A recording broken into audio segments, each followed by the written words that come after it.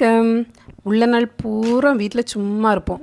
வேலையெல்லாம் அது பாட்டுக்கு ஸ்மூத்தாக அமைதியாக எந்த பிரச்சனையுமே இல்லாமல் ஈஸியாக நடந்துகிட்ருக்கோம். அதுவே நம்ம எங்கேயாச்சும் போகிறோம், சீக்கிரமாக கிளம்பணும், அவசர அவசரமாக வேலையை முடிக்கணும் அப்படின்னா எந்த வேலையுமே உருப்படியாக நடக்காது. அப்படி தான் இன்றைக்கும் கொஞ்சம் இன்றைக்கி வெளியே போகிறதா இருந்தது காலத்தை. அப்போ கொஞ்சம் சீக்கிரம் சமையல் வேலையெல்லாம் முடிச்சிடலான்னு குக்கர் அடுப்பில் வச்சுட்டு ஒரு 8 விசில் வரணும். அப்போ அதுக்குள்ளே நம்ம குளிச்சுட்டு வந்துடலான்னு குளிக்க போனால் ஒரே ஒரு விசில் சத்தம் தான் கேட்டுது. என்னடா குக்கர் அடுப்பில் வச்சு ரொம்ப நேரம் ஆச்சு, அணக்குமே இல்லையேன்னு அவசர அவசரமாக அங்கே ஓடி வந்து பார்த்தா அடுப்பு அணைஞ்சு கிடக்கு. சரி என்னன்னு செக் பண்ணி பார்த்தா சிலிண்டர் காலி. இருந்ததோ ஒரு கரண்ட் அடுப்பு.